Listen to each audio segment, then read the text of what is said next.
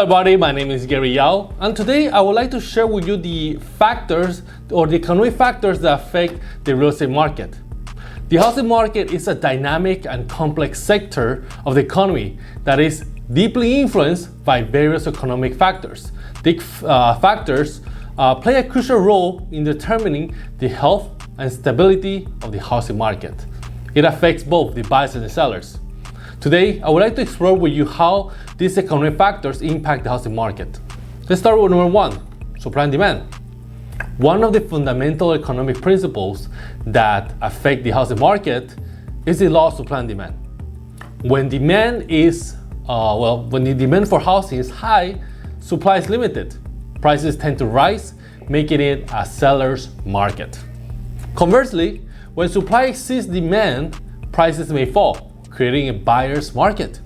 This delicate balance is essential for a stable housing market and is influenced by factors such as population growth, migration patterns, and new construction projects. Now let's talk about the economic factors. The economic growth and job opportunities in a region can drive population growth and subsequently demand for housing. Conversely, economic downturns can lead to a decrease in demand. Second, interest rate. We have been talking about interest rate in the last year or so because interest rates set by the central bank have a profound impact in the housing market. When interest rates are low, borrowing becomes more affordable, increasing the demand for mortgages and subsequently homes. Conversely, high interest rates can deter potential buyers, leading to reduced demand. Now let's talk about economic factors. The central bank often adjusts rates in response to inflation and economic condition. Right now, because the Federal Reserve is trying to fight inflation, the interest rates are higher. And right now, mortgage rates are on an average of 7.5.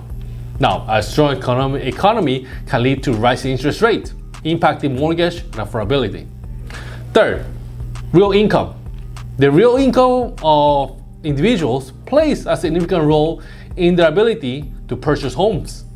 As for the cost of living rises, individuals with stagnant incomes might find it challenging to afford housing, impacting demand. Economic factors, inflation and wage growth directly affects the real income. When inflation outpaces wage growth, as we're seeing right now, it can erode the purchasing power, making home ownership less attainable. Fourth, employment.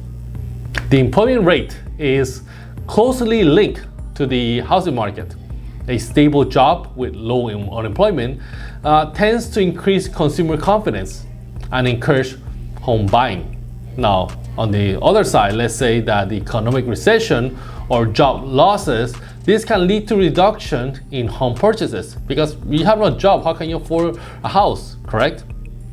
This potentially can create more foreclosures. It affects both the supply and demand. People don't want to buy. Fifth, economic policies. Government policies and interventions can have a substantial impact on the housing market. Initiatives such as tax incentives for home buyers, subsidies for affordable housing, or changes in property taxes can influence both the supply and demand. Economic policies, including the fiscal and monetary measures, can be used to stimulate or cool down the market depending on economic conditions. Just look at what happened a couple years ago when we started sending the checks. A lot of people have surplus of money. They couldn't go out because we're in a pandemic. Therefore, people save a lot of money.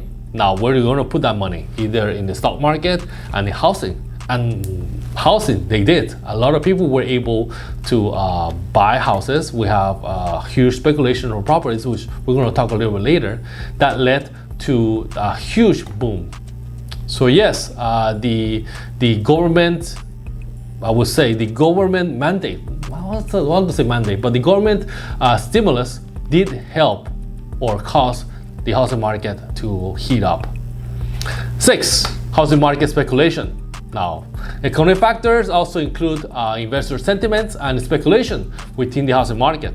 During these periods of rapid price appreciation, speculation can drive demand up and contribute to housing bubbles. Now, speculative behavior can be influenced by economic optimism or irrational exuberance. This potentially leads to market volatility. Now, in conclusion, the housing market is intricately linked to a myriad of economic factors.